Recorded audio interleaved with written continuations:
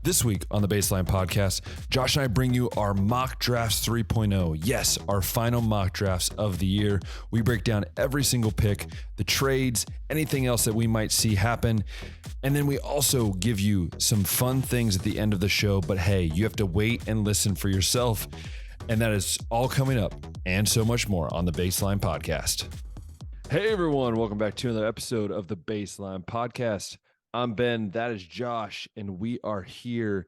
It is finally happening after the long-awaited journey through terrible mock draft after really only 2 mock drafts. Second mock draft, that was terrible. We have reached the day where we're going to break down the mock draft. But before we get into all that, before we get all the craziness going on, right, in mock drafts and the news and everything, Josh, how was your week? How was your week? How was your weekend of last weekend? Like, how do you feel this week? Feeling good. We've had a little bit warmer weather. That is true. That is true. So that's been nice. It's gonna once again cool down next week. So we're in we're in a limbo right now, being the month of April, as the Midwest goes. But hey, we got some exciting things to talk about today. So I'm excited to dive into the final mock draft that we're locking in here. That is true. With NFL draft starting up next week. That is true. And I also have 2, by the way, while you're listening to this, because it's going to come out while this happened, I have 2 big football games myself this week. So I got a mock draft I'm prepping, and I got 2 big games that we got to figure out this weekend. So you know what? I'm excited for football. Like, I'm living football. Like, it's so cool having football in the spring coaching wise, because it makes the draft that much more exciting for me, and like makes like all the football talk like, wow, like I'm literally living football right now, and I get to talk about it too. So dude, I'm excited. Man. So I had literally only 1 or 2 shifts in the front that totally changed the outcome of all the other picks that I got here. I don't know about you, but my mock, there wasn't a lot of change between my mock 1 and 2, true. But yeah, 3 looks really different. So my question for you though, Josh, is before we get into this, what do you think about the talk of CJ Stroud and this kind of this new, and we've seen it before, and I said it before the show. I said that, it seems like Ohio State quarterbacks always get this like rift right before the draft. Do you think a lot of it's warranted, or do you think this is more of the media trying to get into everyone's heads, and it's just really going to end up being not as crazy as we think it might be? I don't know, man. Like, in the past with Justin Fields, you at least could, I guess, see Zach Wilson and Trey Lance play good college football. Yeah. With the other quarterbacks in the running to be, I guess, the second quarterback taken off the board behind Bryce Young, right? Yeah. None of them were good at college football. Yeah. So this is like the most like egregious, I guess, situation out of all of them. With Haskins, Kyler Murray won the Heisman, so it made sense why he might have been the first quarterback taken that season. And then Daniel Jones was just the one surprise, but it looks like Daniel Jones is going to have a solid NFL career. Yes. So that one ended up like being correct. But at least in the case of like the last time with, I believe it was Mac Jones, Zach Wilson, Trey Lance, all going in that first round too. And Fields was always going to be the second guy. And then all of a sudden until he wasn't. But like I said, Will Levis, Anthony Richardson, whatever other quarterbacks you want to throw on this list, they weren't playing college football. Not only better than CJ Stroud, they just weren't playing good college football at all. So yeah, it was. I don't understand it. And it's also like, even like if you compare all their last games, CJ Stroud was the best and against the best team. So CJ Stroud played his best college football game in his last one. Yep. So you have Will Levis, who threw what? He had, like, his numbers were awful in the bowl game. Were awful. And you have Anthony Richardson, who just disappeared. Well, it's Florida. So, to me, Anthony Richardson, this is what happens, right? You have Anthony Richardson, who's a freak, right? He's a freak athlete. Teams fall in love with freak athletes, right? And then you have Will Levis, who has a can of an arm, but I don't see anything else other than that. But then you look at CJ Stroud and Bryce Young, and I don't really care who gets 1 or 2, but those are the 2 best quarterbacks. And I don't think there's a discussion for this. I don't see how you can. As someone who is coaching quarterbacks on a daily basis here in Hungary, I don't see the difference. Like, I look at those 2 guys, and I don't see I don't see how it's neck and neck with CJ Stroud and Anthony Richardson and Will Levis. It's like you'd have to be blind to think that Anthony Richardson is a better overall QB than CJ Stroud, or Will Levis is a better overall QB. Even if you talk about potential, I still think CJ Stroud has the most potential out of this group because we see what he can do on the field. That's just my take, though. And again, I'm just salty because I just think it's ridiculous. It's ridiculous. It's a week and a half before the draft, and you're hearing all this crap, and that's the frustrating part. I agree. Yeah, I mean, if I was the Panthers GMs, I'm taking CJ Stroud first, no questions asked. But I guess we'll see what happens next week, and we'll try to predict it right here with the picks we make. We were This is talking true. beforehand. Mock draft, we're trying to go more so for what we think will happen and not what we would do if we were Yes. the GM of that team. So I think we all kind of gave away who we think's going to be the first pick. At least I did.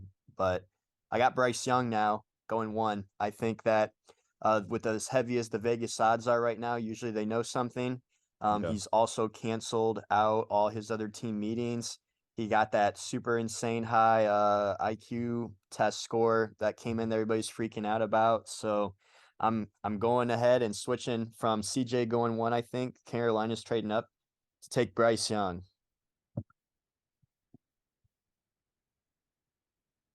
You see, my heart wants to say CJ Stroud, and to be honest, I think if you have any other quarterback, if there's any other quarterbacks outside of, if let's say Bryce Young's not in the draft, CJ Stroud goes number 1.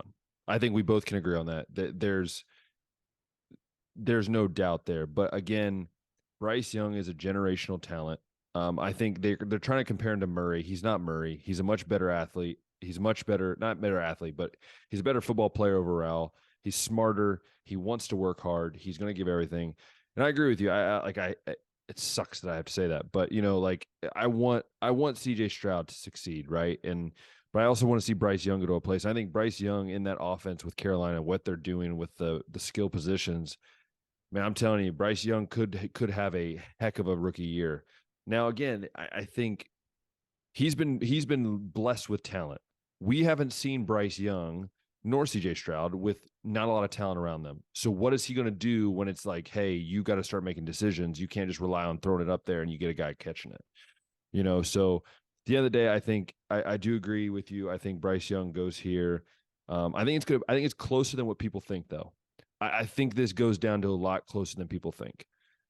Because I think Carolina does love CJ Stroud. I think Reich loves CJ Stroud. I think it's a tough decision, but at the end of the day, I think they're going to go with the guy that I think everyone thinks is the best prospect in this draft for most people. So, I'm going to go Bryce Young here.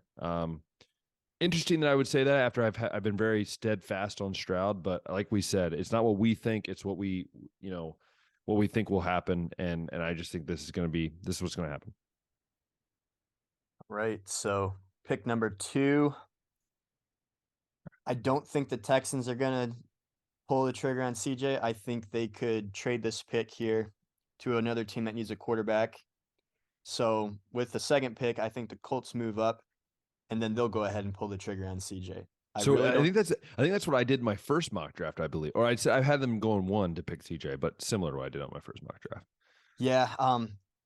I don't know where CJ is going to fall since he's not first. It could be a team that wants to trade up to get him. When you look at the other teams behind, the Cardinals aren't drafting a quarterback. The Seahawks, I mean, could, with the way that Geno Smith's contract structured. I think Detroit's okay with Goff for now. The Raiders got Jimmy, but could maybe try to take somebody.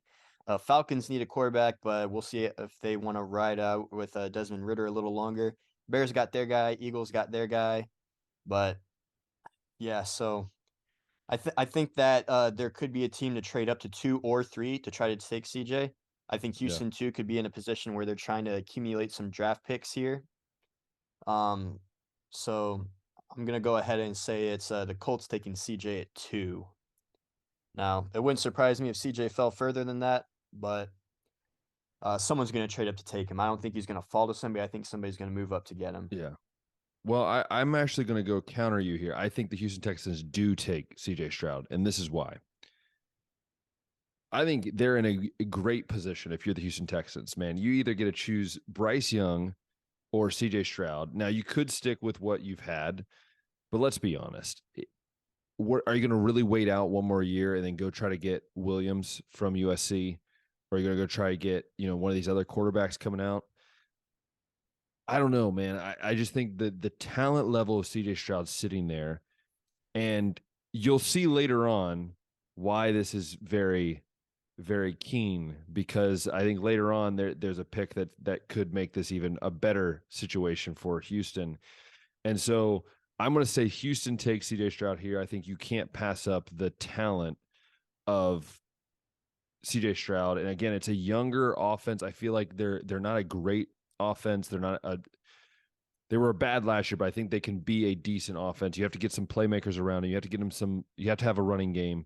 One thing I've learned about CJ Stroud is if you get a running game around him, he can be a dangerous playmaker because, hey, you have to bite on the run and then you have to, pay for what he's going to do in the passing game. So again, I'm going to go CJ Stroud here to the Houston Texans. CJ Stroud. Man, I don't want to spoil anything, but I think you're trying to speak that CJ, Jackson Smith, and Jigba on the same team into existence. You have to wait. You have to wait and see. You have to wait and see. Cardinals at 3. I think that they'll try to trade this pick if they can, but if not, they're going to go with Will Anderson. That's been I think my consistent the most consistent pick in my mock draft. Yeah, Will Anderson going 3 to the Cardinals. Like I said, if they can trade this pick, I think they will, but I don't know if anybody's going to want to trade up at this point if Bryce Young and CJ Stroud are already off the board. So Will Anderson at 3 to the Cardinals. Yeah, I'm going to agree with you. I think Will Anderson, to be honest, the best overall NFL prospect is Will Anderson.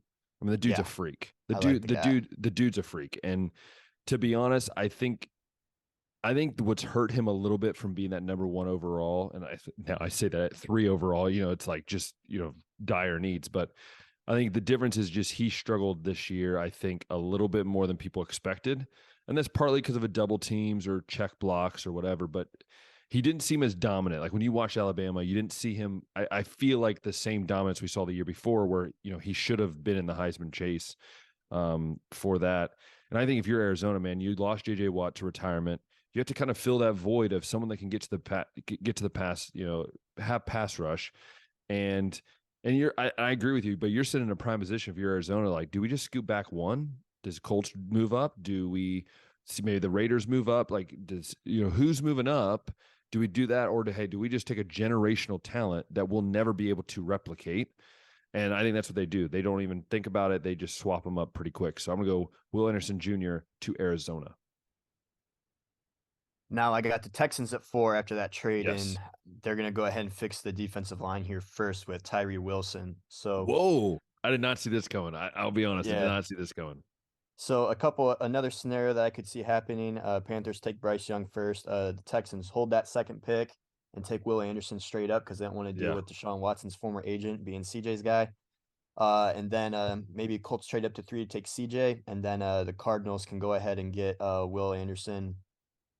Anyways, or not Will Anderson, Tyree Wilson or Jalen Carter or something like that. Yeah. But yeah, Texans at 4 here. Tyree Wilson. Defensive line's another issue on the Texans, and everybody's been singing Tyree Wilson's praises, so definitely think he'll be going in the top 5 to one of those teams. Yeah, I'm not on those lines. No, I'm going to go. I've had him here in this range. I'm going to go, as much as it hurts me to say, I'm going to Anthony Richardson here to the Colts. Colts, I think, are going to get a QB. Like, I don't think you don't get a QB. I think they're finally going to get their guy. Yeah, and I think this is the thing. I think, could they trade up to the Texans? Yes. Do they want to deal with, Deshaun's old agent? I don't know. But to me, like, personally, I would love to see CJ Stroud in Indianapolis because of dome, and we've seen what CJ Stroud does in a dome, and it's ridiculous. Like, it's absolutely ridiculous. So that would be cool, obviously, but I don't think Houston's going to pass CJ Stroud. So I think Anthony Richardson, the thing with him, though, is you need someone in front of him. I don't think he's ready to start week 1 this year. And the question is, who will that be? Do you go out and get another guy? Like, I don't know. To me, I think Anthony Richardson has the most upside when it comes to complete package. Can he turn into a Lamar Jackson with a Jalen Hurts type of, arm strength? And so I don't know. I again, at the end of the day, I think the biggest thing is the Colts cannot mess this up. whether that's they trade up and get CJ Stroud or they take they got to take Will Levis or Richardson here. You cannot wait another year. You cannot try to just mend it right now. I think you need to fix that in the short term rather than long term. So I'm going to go Anthony Richardson right here. All right, that brings us up to 5. So I've been throwing Tyree Wilson here lately, but now that he's gone at 4. Seahawks still do need help on that defensive line in general. Yeah. So I got Jalen Carter here at 5, filling that need, moving up one spot from the 6th pick last week. Yeah, I've heard that people are not as worried as people thought they were about Jalen Carter. Yeah, that's what I've been hearing. Initially they were saying like maybe he'll fall to like the 20s, and at least more We recently both didn't believe it. that's gonna be the case. We both didn't believe it though. We were like, no. Yeah, we never fell for that. Yeah. So this is where I had Van Ness, which let me just tell you, this man, as much as I've been on Van Ness, I don't think he's going to go as high as what I've been saying. So for me, I'm going to go Tyree Wilson here. I've just loved the hype around this guy. Like I've had him around 8 or 9, 7. I think I had him at one time. I think at the end of the day, this guy, like you said, he comes from Texas Tech, right? Like a team you're not used to seeing, stardom per se outside of Patrick Mahomes, right? On the defense side of the ball. But I think Tyree Wilson, it fits the Seahawks. They need some help on the D line. And I think this just fits it. I think they don't go Jalen Carter. I think they want, more of a true edge, maybe more than a guy that can play on the interior. So I'm going to go Tyree Wilson here. I think it's just a great fit. And I think it fills a lot of holes here. All right. So 6, the Lions, this is going to be a interesting pick right here, and I've been hearing more hype for it. Devin Witherspoon. So you started with a corner, and now you've finished your mock drafts with a corner there. With a corner, a different corner now. That is true. I've been hearing people put connections together, like John Dorsey's in the building at Detroit, right? Oh, John He Dorsey. took Denzel Ward, physical corner, out of the Big Ten. He loves those kind of guys. Witherspoon, very similar style of play to Denzel Ward. His stock's been rising, I think, every mock draft that I've seen. So once again, it seems like 6 is kind of high for one of these corners to go, but I think Detroit at this point with Tyree Wilson, Jalen Carter, and Will Anderson already off the board, go ahead and address that need at corner.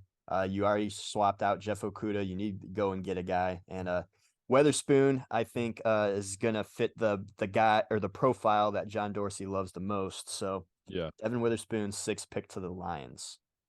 So you know that I still don't have Jalen Carter off the board, right? And I haven't heard his name yet, so yes, and I think this fits perfectly. If you're John Dorsey, if you're that front office, you have Jalen Carter sitting here, or you can go corner. And they did just trade Jeff Okudah, so that does obviously I kind of forgot about that as I was prepping this. Dang it. No, in reality though, I really do. In reality, I think you go Jalen Carter here, man. You put him in the interior line. You've got a heck of a line with Hutchinson on the outside. You have Jalen Carter on the inside. That is a deadly combination. You put them on the same side. Who are you blocking? Decide who you're blocking on that side. Hutchinson's going to have one-on-one. That's going to be almost a win every single time. If you get Carter one-on-one in the inside, the same thing. So I'm going to go Jalen Carter here. I'm not really. Again, this is where I had him last time, and I think it makes sense. It makes sense for me. I think if you would have asked me 5 months ago, Jalen Carter would have been the top 2, top 3 for me. But now I feel like they be off the field stuff, and then I think just where teams' needs are, I think this is where he falls. Yeah, and if Carter's still available at 6, I think that the Lions would go that route just because there's enough corners that they can take one at that 18th for sure. pick still. Yeah, for sure. But yeah. Pick 7. I've been adamant that the Raiders, who love the Combine Warriors, are going to take Anthony Richardson up to this point. I haven't seen anybody else agree with me yet. Yeah, no. And that doesn't mean that it can't happen, because predicting the Raiders draft is always a challenge. It's always fun though, man. It's fun. They never seem to take who they should, right? That is true. So yeah. I'm fitting more of a need for the team right now, but still sticking with the NFL Combine profile. I'm going Nolan Smith here, another edge for Georgia. Wow, didn't know. Runs really well. Yeah, runs really well. Performed really well over there. Made some noise. Georgia also has got the rep of putting guys in the NFL. So I wouldn't really want to take Nolan this high. I don't think his numbers really were all that flashy in college. But the Raiders, I think Mark Davis is going to see that 4.340 and be like, we got to have him. So, Of course. Um, I'm actually I kind of went. I don't know. You always make me rethink of these things, Josh, and it's making me frustrated. No, I think at the end of the day, I think I'm gonna go. I think I'm gonna go cornerback here. I think. I think that's another need. Right? I agree with you on the edge rusher. I think if any of those guys at the top were still there, I think they could go that route. But I think Christian Gonzalez, like I've always been, not necessarily high on him, but I've always felt like him and Joey Porter Jr. Witherspoon, now that he's starting to really, peak some eyes, but I've always felt like those two guys were really solid. And I'm gonna go Christian Gonzalez here. Again, I think it's funny because I kept saying I would, I think last time I had him at 16 for my last one, and now he's at the 7. Not that I think he's any better than he was last time. Like I don't. I just think at this point now, with the guys that have been taken, with the way the Raiders are, like I put in the account of it's the Las Vegas Raiders, and they never take things you're supposed to take. So I think they're going to do this because I think they just think it's the smart move for some reason. all right, pick 8, the Falcons. Oh yeah, this one was stupidly hard to figure out. It is. I think that they will go edge here too. We got a lot of good edges that have been getting off the board in my top 10 so far, and we're going with another one here. And it's a man that you've been high on. He was late in my first round up to this point, but all the way up from 31 to 8 now in mock 3. Luke Van Ness. You know, I've always thought Luke Van Ness should be a top 15 pick, but after everyone in my draft like went, it was like, well, we don't really need any or have anyone that needs an edge until like the Chiefs. So I have a team here that has a team or a need for an edge.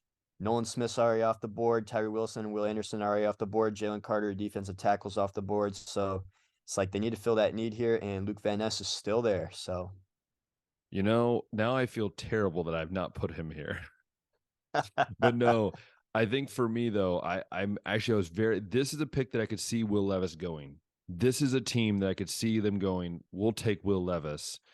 Even though they have Desmond Ridder, I could see them easily taking Will Levis here. Now that I'm saying that, it probably will happen that I'm not actually doing it. But I'm actually going to go Nolan Smith here. I had Nolan Smith at 17 last time. I'm going here at 8. Again, I'm with you, man. Nolan Smith is a freak athlete. I mean, the dude's a freak. I don't think he played against Ohio State. Actually, I don't think he played that game. I think he was. No, I don't think he did either. But what I'm saying is, man, like I think if you're the Falcons, you got Jeffrey Okudah. It's a low risk, high reward type of trade. Now you can go, because originally I was thinking maybe they go DB here, but now you got Jeff Okudah. Now you go, hey, let's get some pass rush, right? And you take advantage of who's out there. And I think Nolan Smith being out there is just a great fit for this team. But again, do not be shocked if the Atlanta Falcons go out and get Will Levis. Do not be shocked. All right. That takes us to number 9. I think this is an easy pick for the Chicago Bears here. Protect Justin Fields. Go and get a former Buckeye, Paris Johnson Jr. Yes, and I'm getting really salty with all these guys that are saying Skoronski is going to go before him. I don't see it. That's just me. Paris Johnson is such a freak athlete. The man is tall, long. He's quick. He played guard, and then the next year goes, oh, I'm going to go back to tackle. Right? How many guys can you say can play left tackle, left guard, right tackle? The man can play all over the line.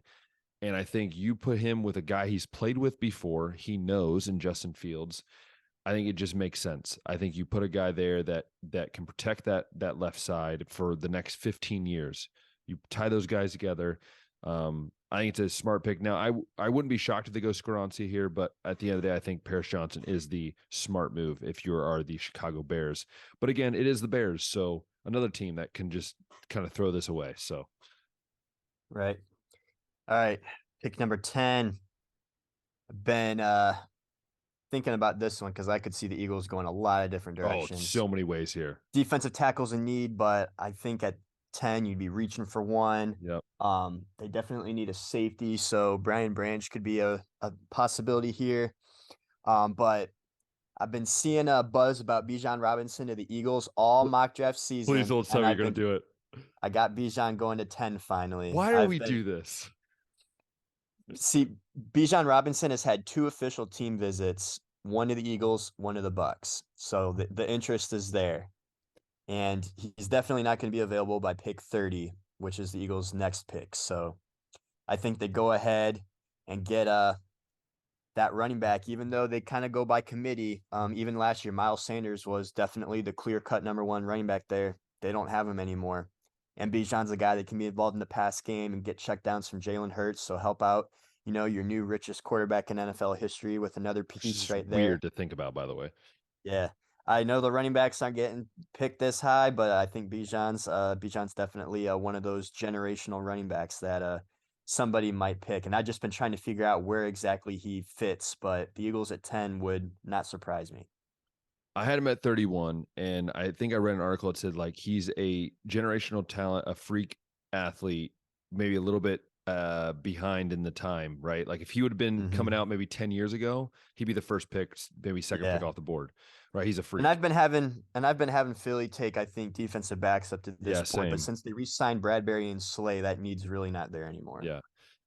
And I actually am going Bijan Robinson as well. I've been seeing it, and there's just part of me that's like, this just makes sense. You have a team that's set. Yeah. It's set on every wide receiver, tight end, quarterback, offensive line, defensive line.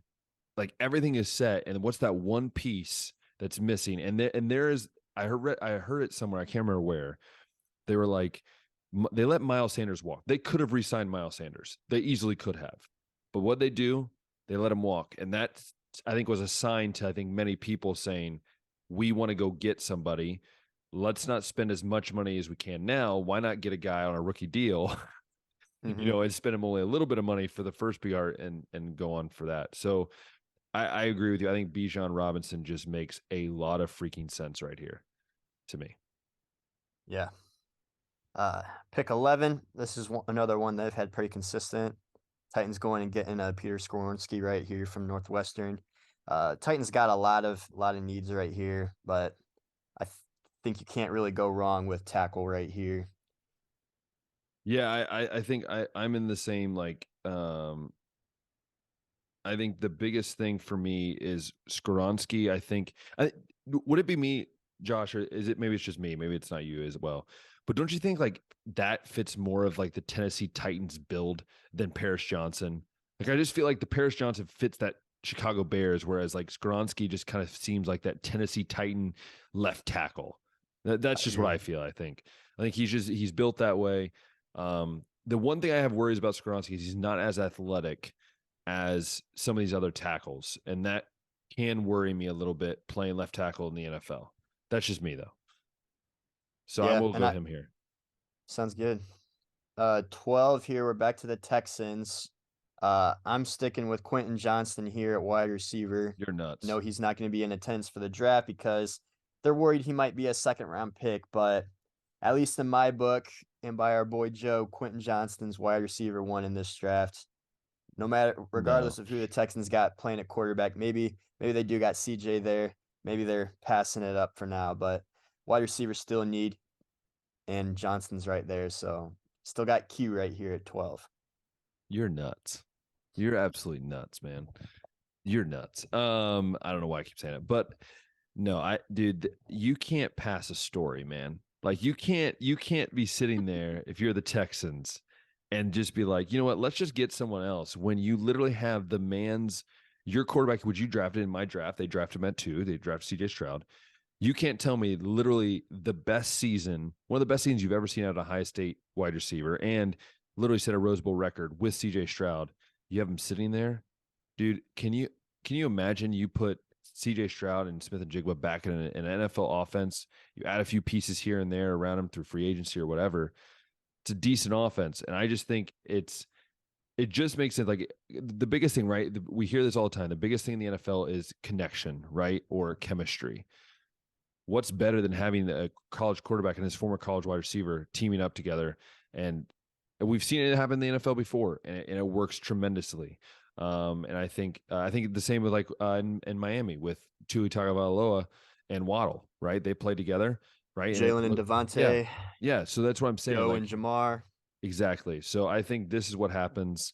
I think Smith and Jigba goes to the Houston Texans at 12. I think no matter what, like this is me saying if they draft CJ Stroud, I think just no matter what, I think this is who they get.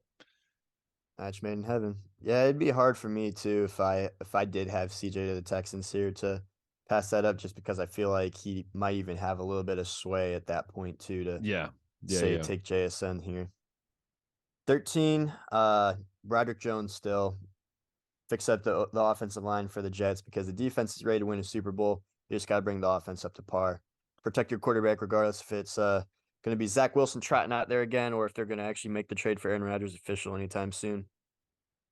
See, this is also where the Jets could be the Jets and just draft Will Levis and just make it all just a bunch of crap. And I would love every moment of that. No, but they're going to go Broderick Jones here. I think he's the best tackle that's left on the board, on my board at least. And I think, like you said, protect the quarterback. I mean, you have an all-pro wide receiver in the making. You have an all-pro cornerback as of now, pretty much. And dude, get some offensive line help. That's what you need. So that's where I'm going to go. Broderick Jones. All right, 14.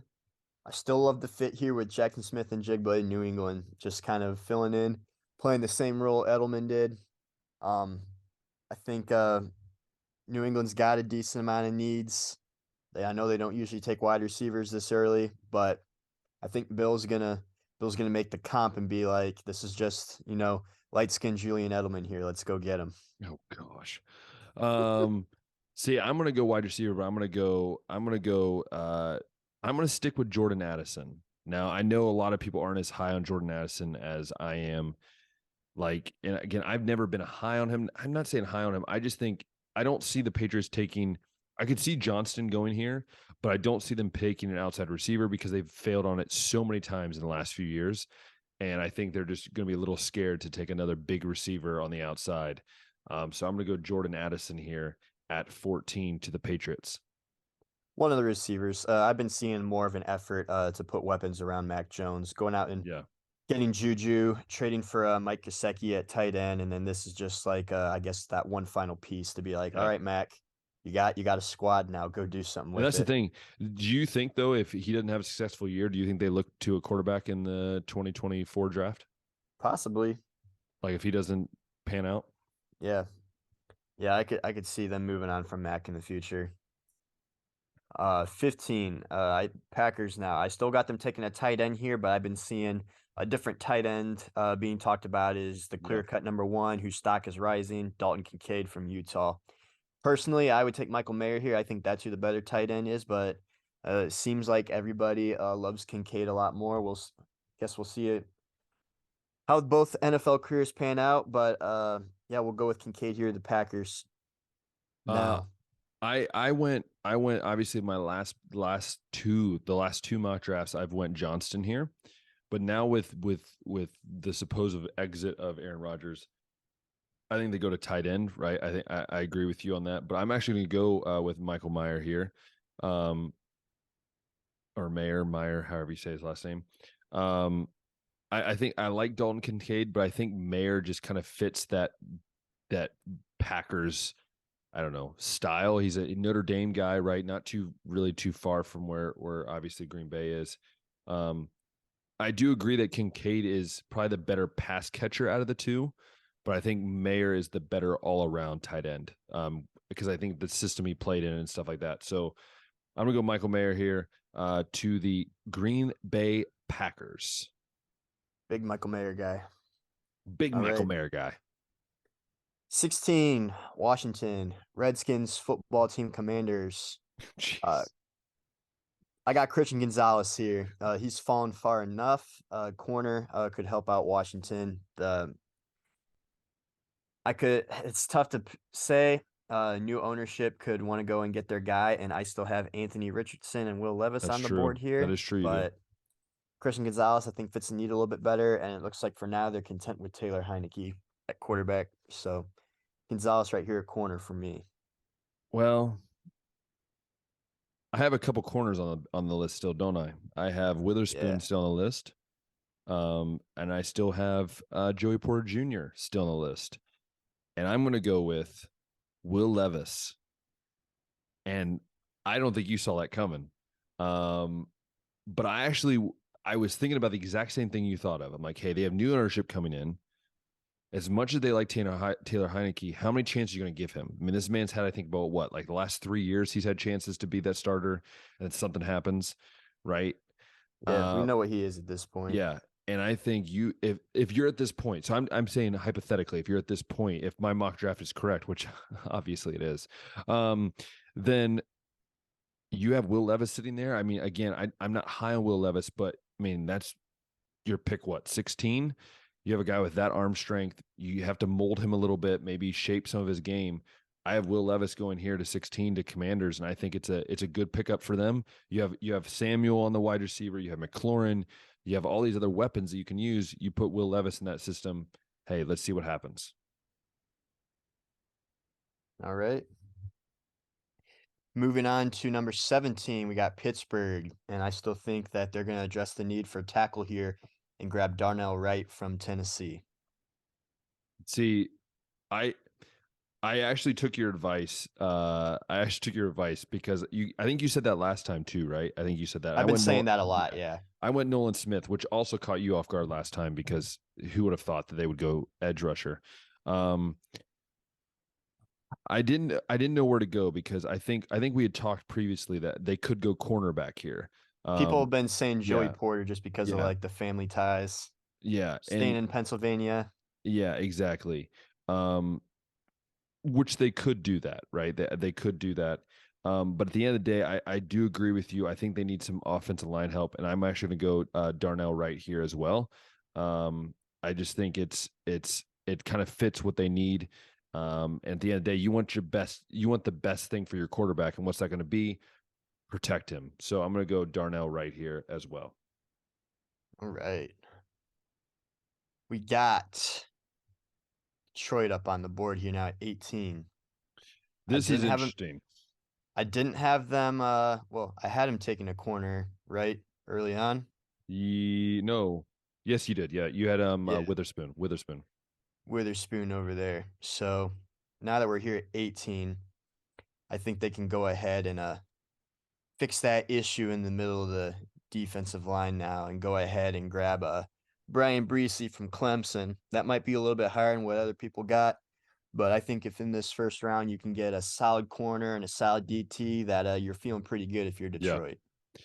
No, I agree with you. It could easily be like that defense tackle. But remember, I had in my mock draft, I had them taking Jalen Carter with their first pick.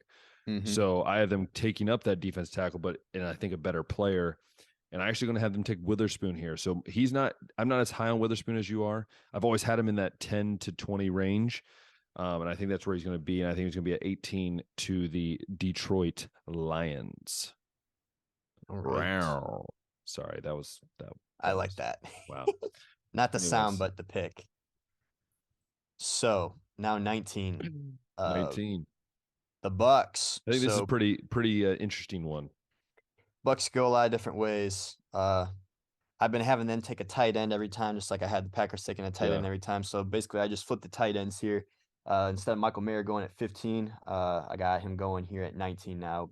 Dalton Kincaid, Michael Mayer swap right here. So Mayer now at 19 to the Bucks. They've been calling him Baby Gronk since his freshman year, and he can come in here and replace the actual Gronk. So yeah, I'm gonna stick with tight end as well, but I'm gonna go Dalton Kincaid here. Obviously, he's my second. He's on my second on the board in tight ends. I think just prospectively, and I think to be honest, I think Josh and I we both can agree on this. Either one you get is a good pick. If you're the Packers or if you're the Bucks, I think either way you can't go wrong with either guy. I don't think it's that big of a difference. It's not like saying like CJ Stroud to Will Levis. I think it's a much closer difference between Dalton Kincaid and Michael Mayer, but I'm going to go Dalton Kincaid here. I think it just fits what they need. And hopefully in the new realm of the offense with Tom Brady retiring in the future here. So Dalton Kincaid. all right, we're up here to 20 with the Seahawks. Seahawks. And there's been talk about them taking quarterbacks, whether it be at 5, whether it be at 20 here with a guy like Hendon Hooker, but I'm going to go ahead and say that they do it. and Anthony Richardson's still hanging out here, and it's going to be too much for them to resist. Plus, since you got Gino in the building, you can actually treat Anthony Yeah, Richardson like the exactly. project that he should be. It does make sense here. And I would not be surprised if they do this at 5, but I think they'd be crazy to do it at 5. So Anthony Richardson, 20 to the Seahawks. That's what I got. I'll be honest with you. I didn't know what to do with this pick. To It's be honest, tough, man. it's weird because I have them taking a edge rusher, which is I think their biggest need, I think overall. So I'm going, where do I go from here? Do they go receiver?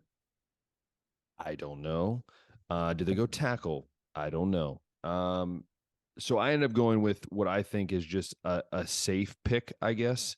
You always can use more of these guys. And I'm actually gonna go Zay Flowers here. I'm gonna go Zay Flowers to the Seattle Seahawks. I just think it's not that I think he's the 20th best player in the draft. I think it's just like if you're the Seahawks, if there could be a trade here.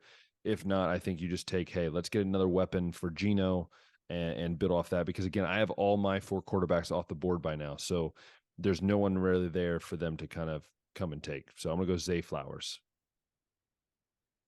All right, 21 Chargers. Sticking with my Jalen Hyatt pick right here. Ooh, the old Hyatt.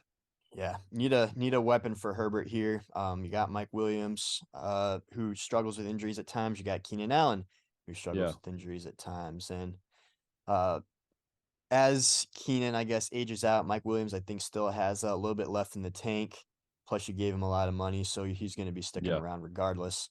But add another weapon in there, bring in some young blood, like I said, to help out your franchise QB. Get Jalen Hyatt, who kind of fits a role in the offense that may not be there. Yeah, I originally, I don't know if you remember on my last mock, I had Kalijah Kancey, the guy from Pittsburgh. They basically call him a mini what's his face? Donald. They call him like a mini Aaron Donald.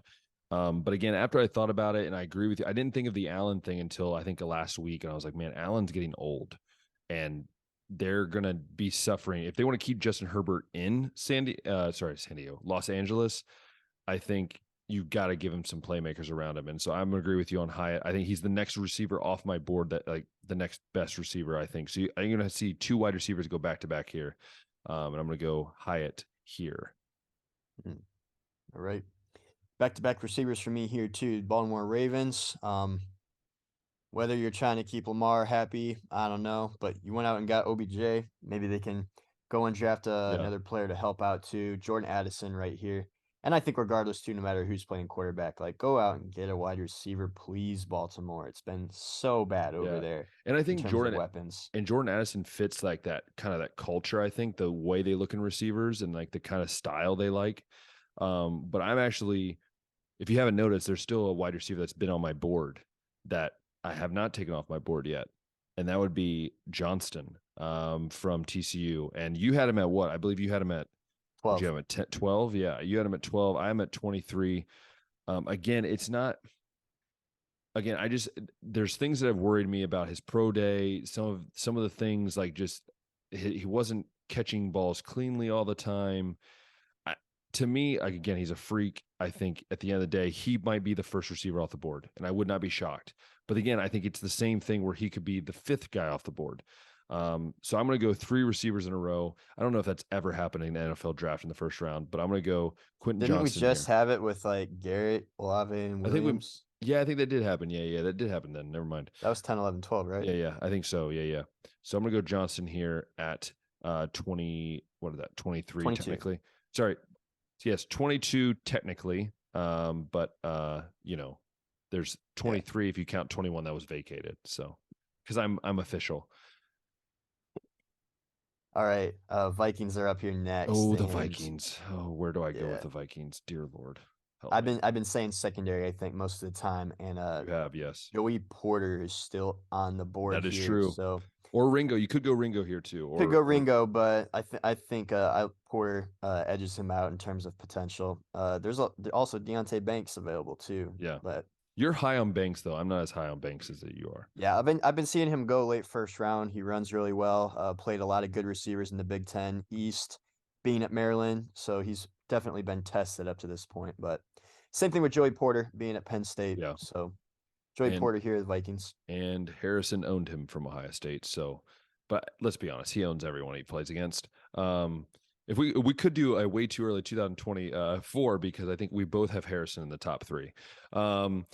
Perhaps. Joey Porter Jr., I agree with you. To be honest, I've never had him below 10 in any of my mocks, and now I have him at 24. And again, it's not a knock on him at all. I think it's just what fits teams better, and I think he kind of fits that Minnesota mold. Again, I think it's a great upside pick, a long, lanky cornerback that I think could be there for the next 10, 15 years if they really need him to. So I'm going to go Porter Jr. All right. And 24, Jags, they also need a corner, and we were just talking about this Badly, yeah. man. So Badly. Deontay Banks here at 24 for me. Yeah, you say Banks. I'm actually going to go with Ringo here. I'm going to go Keely Ringo. I've seen it. I've seen what he can do. He's pretty good.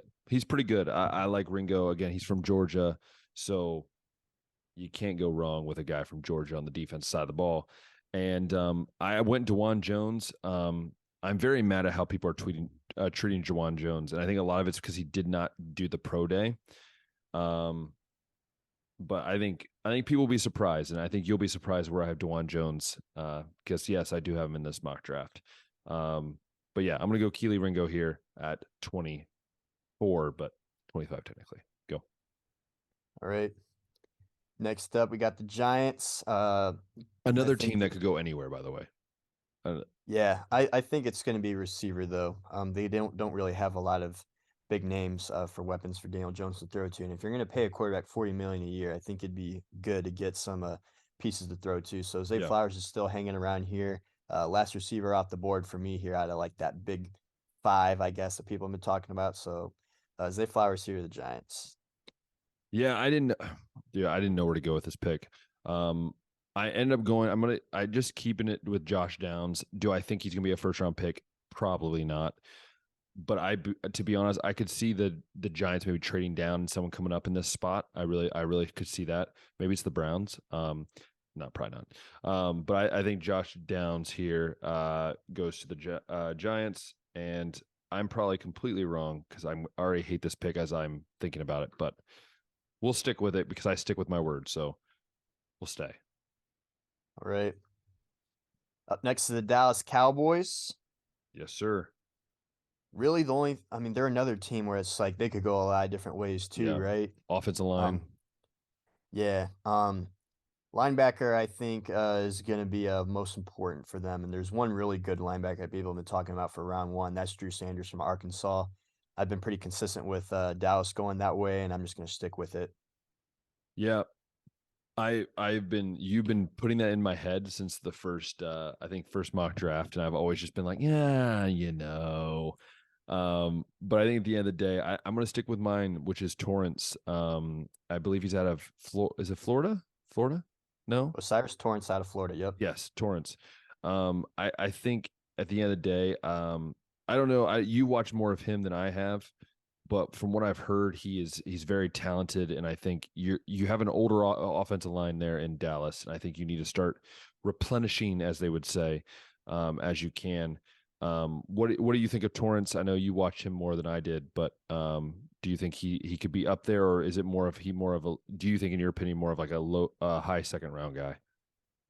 So I don't actually have him going in my first round, but I have seen him projected like as high as the teens. So there's always some guys like that could go first round there's only 31 picks in this first round now and not 32 even, but we see guys like Trayvon Diggs that seem to be first round picks that follow the second round. And I believe Christian Fulton was another one that people thought could go first round that's fallen to second.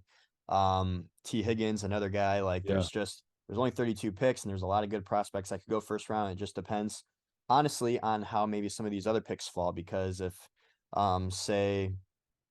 even just the Bryce Young to go into first pick totally changed the way that my draft went. So yeah. So I don't have Torrance in the first round, but it would not shock me if he did go round one. That is true. And next up is the Buffalo Bills. Yes.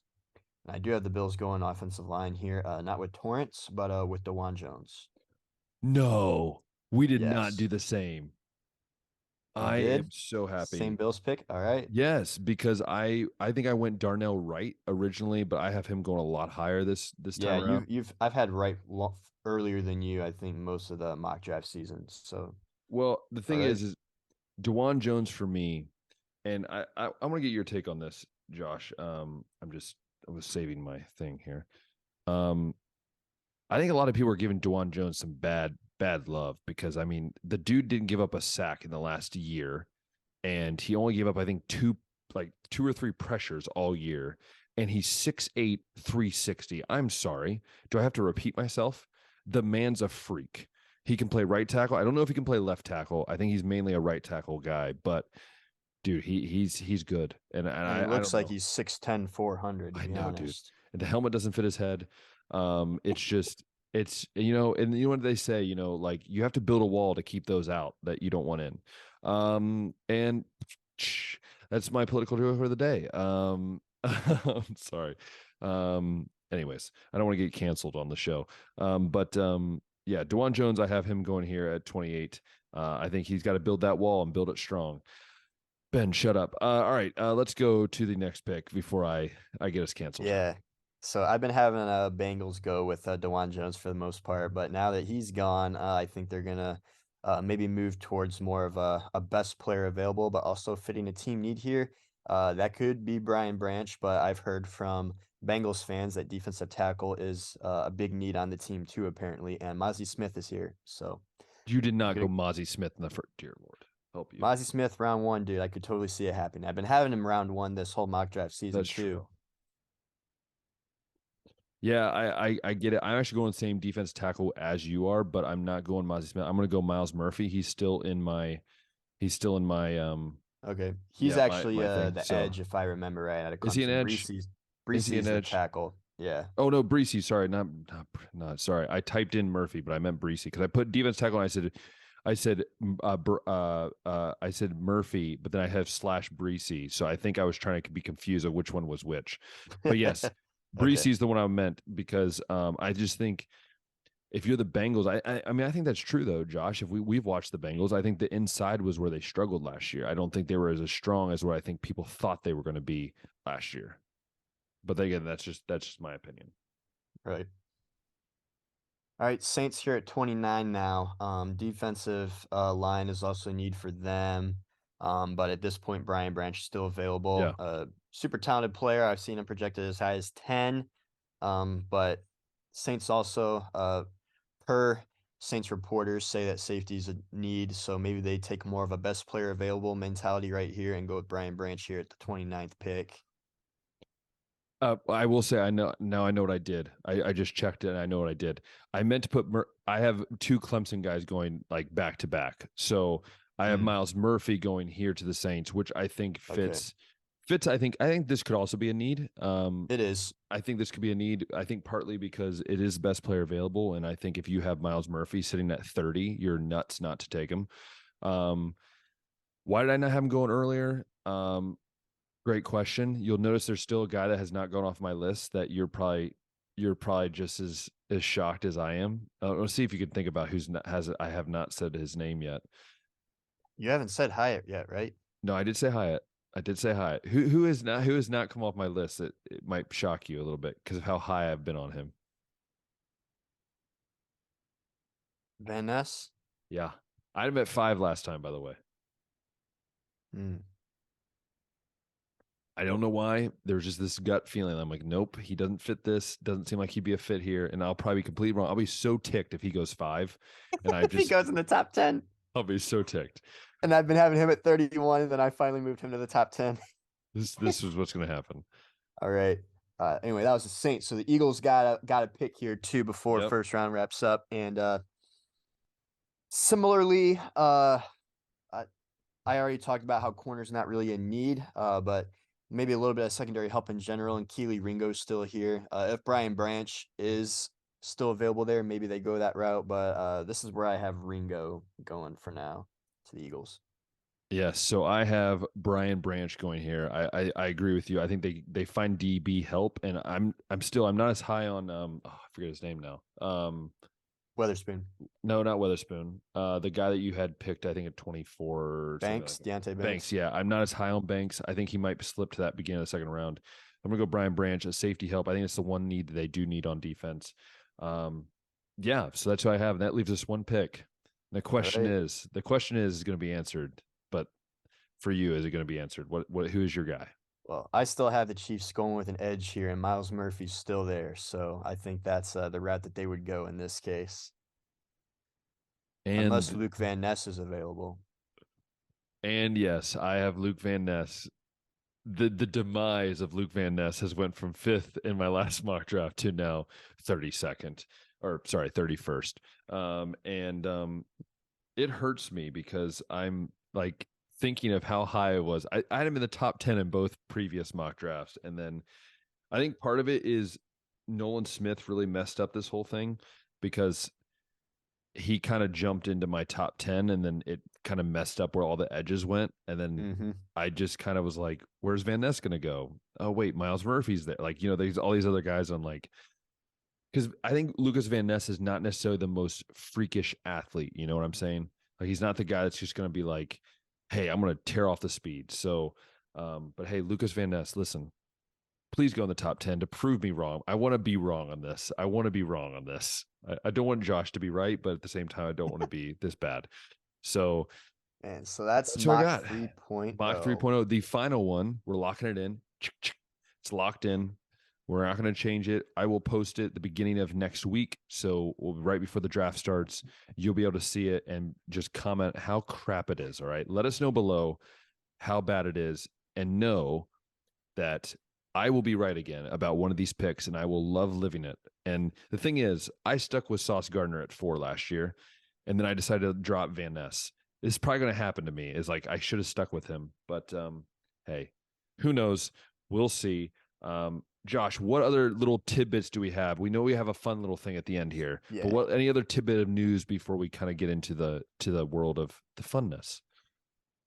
Yeah, I figured we'd talk about how NBA and NHL playoffs have been going. Yes, We sir. can start over in the NBA and talk about that Kings and Warriors series It's that I just been think you and I weird, were man. both kind of intrigued by, Yeah, where the Kings going to be the Kings and or where the Warriors going to just do what they have most postseasons. But Sac leads the series right now 2-1. The Warriors finally got a win yesterday, 114-97.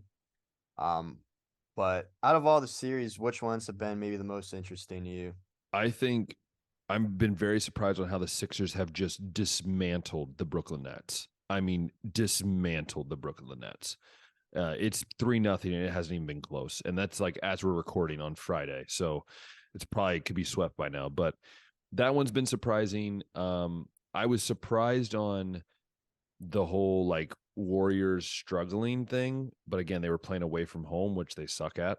And the getting Green suspended, he needs to Mm. stop being a crybaby. Like, okay, Sabonis grabbed your leg. You don't need to stomp on the man's sternum for crying out loud. Hey, he didn't stomp him. He jumped in the air and landed on him. Yeah, I'm sorry. Yeah, Where it's was he just supposed to land? I know. Well, it's besides the point. Um, yeah. So I think the only other series that kind of caught me off guard, I think the Cavs right now has shocked me a little bit. I thought they were going to win both games at home because they played so well at home. Now they have to go to New York and win 2 games, I think, to get them in a good spot. So that's definitely interesting for me. Anything for you? Anything you caught your eye? Um, a little bit of the Sixers. I thought they were the far and above better team there, but to be up 3-0, I think the Yeah, biggest key to that happening has just been the fact that James Harden, Joel Embiid, and Tobias Harris have played in all 3 games. that's true. I know the Sixers were my pick out of the East. It was just more of like a gut feeling than a brain feeling, but the key to the Sixers in this postseason is going to be health. Yeah. And as long as those guys are always on the court, I think they can beat anybody. But yeah, I'm with you. I think that the Cavs, I would have thought the Cavs would have been up 2-0 at this point. But yeah, first game they didn't shoot the ball that great. Second game rebounded. They Obviously played tied it really up well. They there. played really well Yeah, that second game.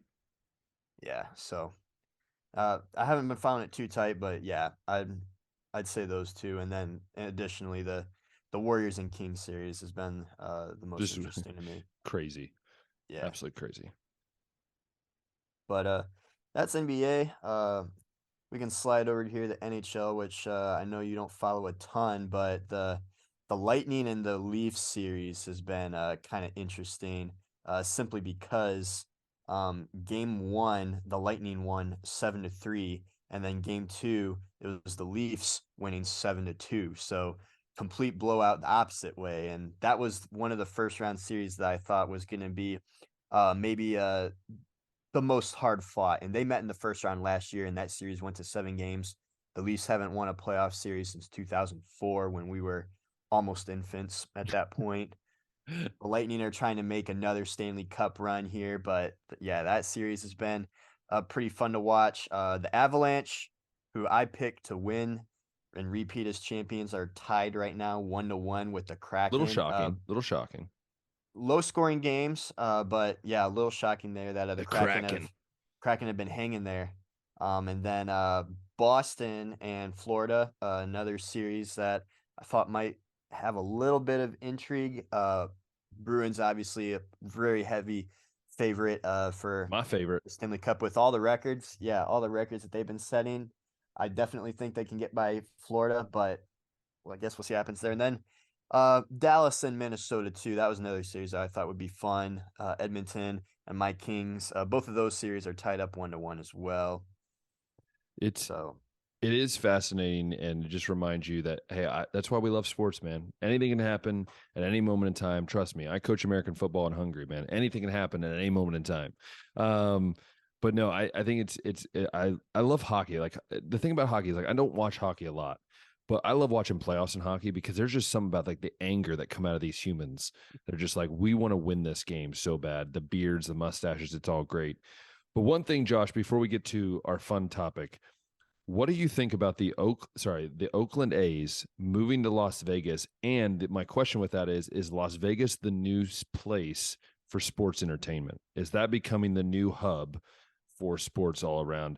Give me your take on first the A's moving and have the Oakland fans just been decided to be left out to dry? And what is your thoughts on Las Vegas becoming the really epicenter of a lot of things? yeah, with Oakland, I mean, they support winners, right? Yeah. When they were winning, people showed up much more than they do now. The Warriors are winning all the time now, and Yep. fans sell out at Oracle Arena or whatever they call it now. But I mean, we've seen this happen with the Raiders where they were in Oakland. They were one of the lowest attended teams in all the NFL because they sucked, and so they left for Vegas. And now we see the Oakland A's, lowest in MLB attendance, now also packing up and leaving for Vegas. So you could say, well, maybe if Oakland would have tried, or the A's would have tried harder, the fans would have showed up, and this wouldn't have been an issue. Because I mean, I know you are frustrated about how the Reds intentionally try to Suck. lose games, and Yeah. the A's kind of look like they try to do that too. So, Yeah. packing up and leaving to Vegas, though. Vegas now has the Oh, Golden Knights in the NHL, which yeah, have I been a posted very it. successful franchise so far. I posted The, about it, and I can mhm. actually read it to you. So I posted on our story about it. All right, I no, maybe I didn't do it. I think it was you said it's the eight. You said the eight. Did you say the Aces? You didn't say the Aces, did you? The A's. The A's, but they have the Aces, so the WNBA team. Okay. Vegas Knights. Who else do they have? The Raiders, Raiders, UNLV, college. UNLV. Yep, college. They have There's another like a not a semi pro team, but a professional team in another sport, but I can't remember the name of it. Do they have Frick. a MLS team? Yep. I don't know if they have MLS. I think they have a women's soccer team. I do know that they've hosted. I think they said like they've hosted an national championship basketball game. They've hosted a They've Final hosted an Four, NBA All Star game. I know NBA All Star game. They've hosted they a host lot a of lot different games. of UFC fights. Yeah, UFC fights. So I mean, what do you think, man? Is it now the new epicenter of sports in America? It could be, at least definitely on the rise. And I always thought that since Vegas was largely a vacation destination, that Yeah, maybe they wouldn't be able to build as big of a fan base just because most of the people that are over there aren't from there. But maybe they catch a game as like something to do for fun, like on their yeah, trip while they're there every now and then. But so far, it seems like the fans have been supporting. They've been yeah. excited to have teams, and I mean they're here now. Just a few years ago, they didn't have any professional That's teams, true. and It's like I the mean now last 5 years or something like that. they're building quite a roster. Yeah, Yeah. So I think going along with that, we talking about moving MLB teams, but also the expansion. We've heard Salt Lake City. We won't talk about that. Salt Lake City is an option. Nashville, I guess. What was the other ones? Nashville. Shoot, I can't remember the other ones. But is there a city, Josh, in the United States that you'd be like, I want a professional baseball team, an MLB team to be located in? Is there a city you're thinking of that would be kind of a perfect fit for it? I think Nashville's kind of Yeah, similar to same. Vegas, where it's like Yeah, big.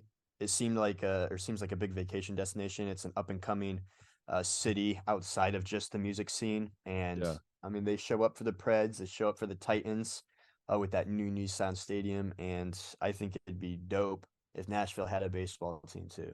Yeah, and they do have a AAA Definitely team. over They do Salt have a Lake triple City. A. Yeah, they have Yeah. do have a AAA team, but I think that another one I think would be Indianapolis. I think Indianapolis would Mm. be a cool place. You have the Colts there, obviously the Pacers.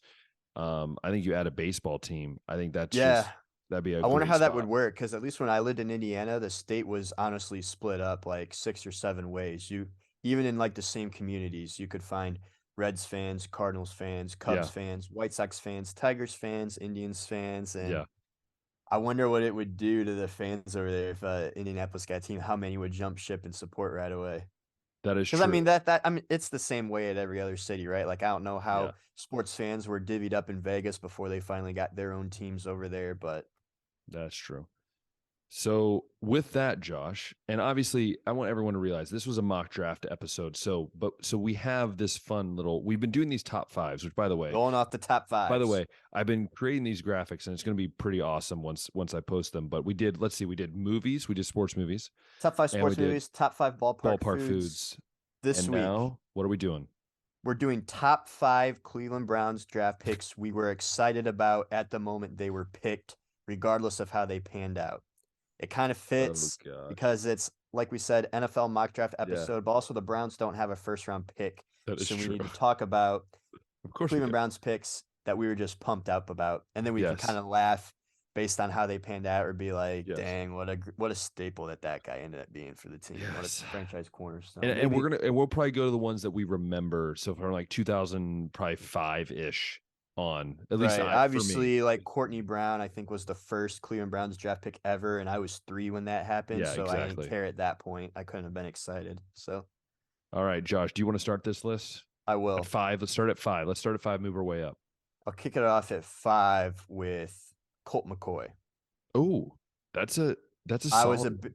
I loved watching Colt McCoy in college. That era with him, Sam Bradford, and Tim Tebow all at the same time, basically being Heisman finalists every season, was just like peak college football fandom for me around like Yeah. age 10 to 12 range.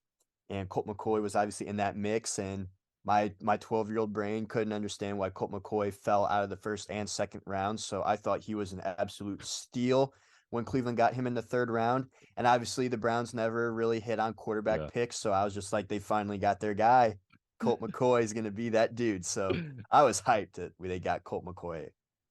See, I was gonna go. I have an honorable mention that's Braylon Edwards because I cannot have a Michigan guy in my top five. Sorry. So he's honorable You mention. were hyped though? Not hyped. I was just excited about the like I was more excited, like, wow, we got a really good receiver and we can build something off of this.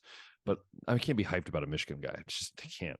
I would say at five, I was gonna say Myles Garrett. I think Myles Garrett for me at five. I think because I knew what he was gonna be, we kind of had an idea. I wasn't like, man, like this is the top thing I've ever been excited for, but I was like, man, Myles Garrett, freak guy off the edge. This is going to change Cleveland Browns football. Took a few years, but we're at this point. He hit a guy with a helmet, but hey, we're here. We've got where we need. So I'm going to go Myles Garrett at five for me. Just the hype was there. All right. Number 4, and this kind of plays into all the flopped first round picks the Oh Browns have gosh. had that we're just like, why did they take Berkevius Mingo? Why did they take Oh, I Justin forgot about Gilbert? him. Why did they I forgot take about Brandon Mingo. Whedon? Yeah, all these picks. And it was Yeah, just yeah, like sometimes you end up being more excited about the later round picks. that is And true. Donovan Peoples Jones in the 6th Oh, round that was hurts, that guy man. for me. I wasn't really a fan of many of the other picks that they took before that. And I thought Donovan Peoples Jones was a first round talent that maybe just wasn't properly developed or utilized at Michigan. Of course, because it's Michigan. So I thought he was gonna ball out in the league, but I Obviously, he hasn't turned out to that He's point done all yet, right. He but did all right last year. He did he's done okay. okay. I think he's had to play a bigger role than maybe what he was ready for. But Yeah. Donovan Peoples-Jones in the 6th round, I was like, let's freaking go. This is going to be the greatest 6th round pick in Cleveland Browns history. Even though we passed on Tom Brady in the 6th round. I would say we could talk about that, like the missed ones that we did. No, I'm going to say 4. I'm going to say Brady Quinn. Brady Quinn for me was at 4, and I was really hyped about this because it's like a kid that, his sister was like, I think dating at the time, I think married now, but the dating at the time, AJ Hawk. I remember the whole like Ohio State didn't really recruit him that high, but he was an Ohio kid, and Brady Quinn just seemed to fit the mold of the Browns. Like this was the QB, this was the guy that was going to fix everything. Obviously, Brady Quinn never really panned out. And to be honest, he's a better analyst than he ever was an NFL QB. So I think Brady Quinn was it was like that guy. Like, again, I was not a Notre Dame fan, but it was like, this is a guy that like I've seen what he can do. Hey, maybe he can actually do something pretty valuable here. So, but I was very hyped about Brady Quinn. Brady Quinn would probably be my honorable mention too, since you threw one out there. 3, 3. I got to go Braylon Edwards as well. This was Man, Michigan, 2 Michigan guys. You're hurting me, man. Braylon Edwards was when I first started following football a little more seriously as a kid. He was the Browns' 1st-round pick that season. Yeah. And I remember seeing what he did to teams like Ohio State and just in general at the college level. And I was just pumped. Like, I got a Braylon Edwards jersey and everything. He was going to be the guy that I rode with at that moment. And he had some solid seasons to his credit until just for whatever reason, just couldn't catch the ball anymore. Leading the league in drops all the time and stuff. But yeah, Braylon Edwards is one of those picks that I was super excited about. So I have this third one that he's flunked out at this point, but like obviously I was very excited about Denzel Ward. He's probably another honorable mention for me. There's probably those 2 are the honorable mentions for me.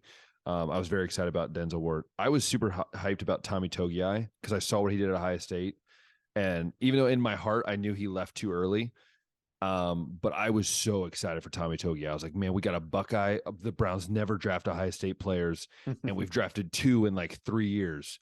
And so I went Tommy Togiai. I was so excited, and he was not ready for the NFL, and I still don't think he's ready for the NFL. And it's hard to say, but I mean, Tommy Togiai was just like, I was so excited. I remember how excited I was. I was like, man, Ohio State defensive lineman, let's do this. We passed on so many. We finally got a guy, and he sucked. So that's where I'm going to go with that one.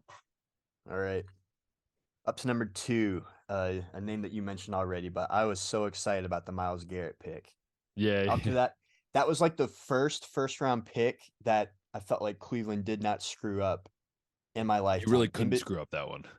Like there was talk about Mitchell Trubisky and maybe so even nervous. trading it down, and I was just like, everyone's saying to take Myles Garrett. Look at how huge he is. Look at him in high school compared to like the other kids. It's a man among boys, balled out at the college level. And when they actually drafted him, it wasn't even necessarily that I thought Myles Garrett was going to like turn into the player that he is now. It was just, thank goodness they didn't screw this pick up. That's we passed on guys like Julio Jones in the past, and that made me so mad. We traded it was always trading back and taking like the value pick that never panned out, because the value pick never does. Like, except Joe Bitonio. You got to take guys that have super high potential, that have proven themselves at the college level. So when they took Myles Garrett, it was just like, thank goodness they didn't screw this up. Like, we got John Dorsey in the house. We're going to start nailing all of our draft picks from here on out. That should have been like a t-shirt, like a Browns t-shirt. Like, hey, thank goodness we didn't screw this up. Like that should be a Browns t-shirt. This is really hard because there's going to be an omission to this list that I think you'll be very shocked about. But for me, number 2 is Johnny Manziel.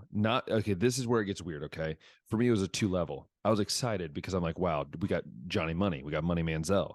Then my other part of me was I was very excited because I'm like, this was the stupidest pick we've ever made in our lives. So I had these 2 excitements, and neither of them felt good.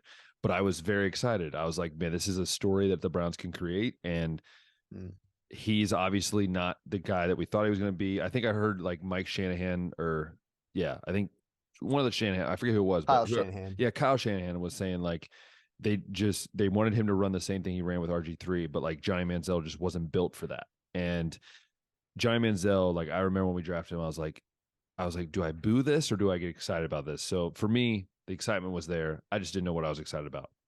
Man. That's two for me. So my number one pick I was most excited about actually was Johnny Manziel.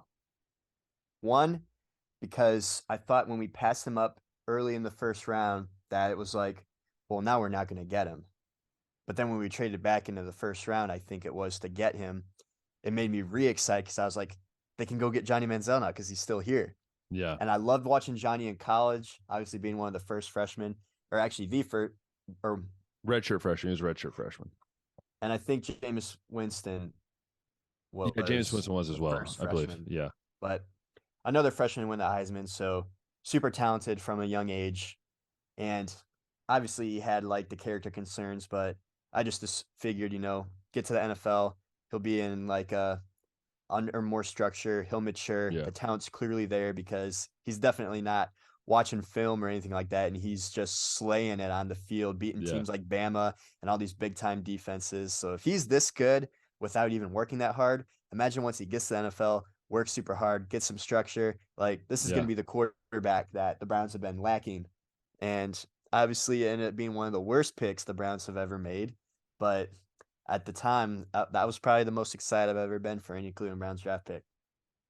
So Josh, who do you think my number one most favorite, most excited I was for a draft pick? Who do you think it is? Man, well, I thought it might be like Ward would be in that mix, but No. wasn't. And No. then I don't know how you felt about Baker Mayfield in college or Nick Chubb. Hated him. But hated them both. Okay. No, I didn't like I liked Nick Chubb, but no, you have not got any of it. My most excitement was when we drafted Trent Richardson. I was so excited for Trent Richardson.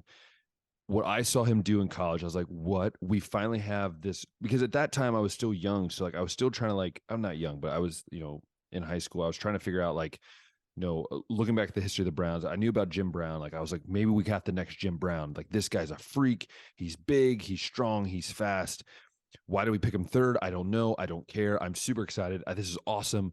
I remember my dad was hating the pick. That's because my dad. But I was so enamored. And my brother, being a Bengals fan, was just like, oh, he's going to suck. And I was like, no, he's not. This is like the guy. He's going to be the next Adrian Peterson. And then within 2 years, we trade him to the Colts and basically get nothing for him. And they got a first rounder out of him. This is the thing, though. I was the most demoralized when they got rid of him, when he really flunked out. I was like, man, this was the guy. Like, this was the guy that I thought was going to solve the Browns' issues with the run game, with having an extra threat.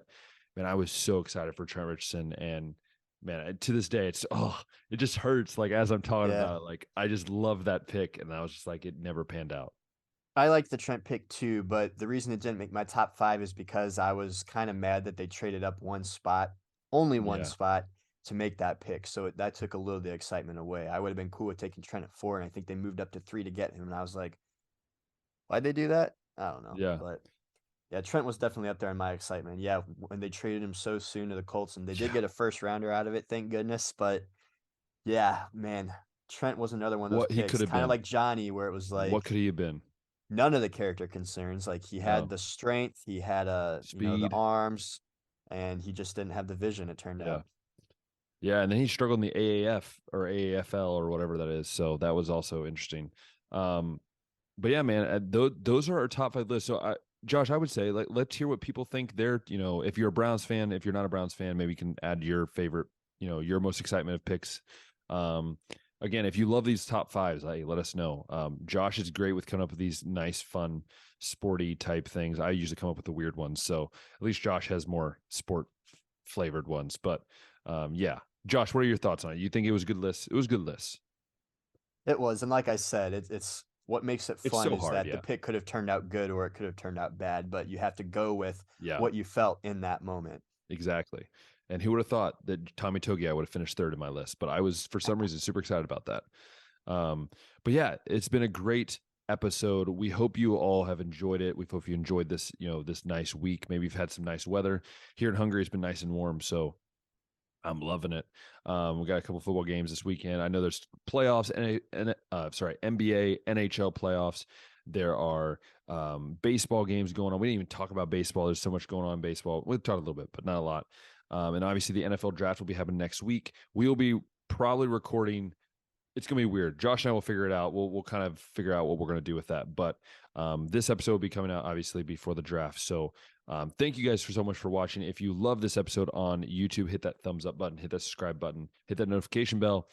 And if you love listening on Apple Podcasts or Spotify, then make sure you leave us a nice rating there so we can be popping up on your list all the time. And share this link with friends and family. And until next time, we'll see ya.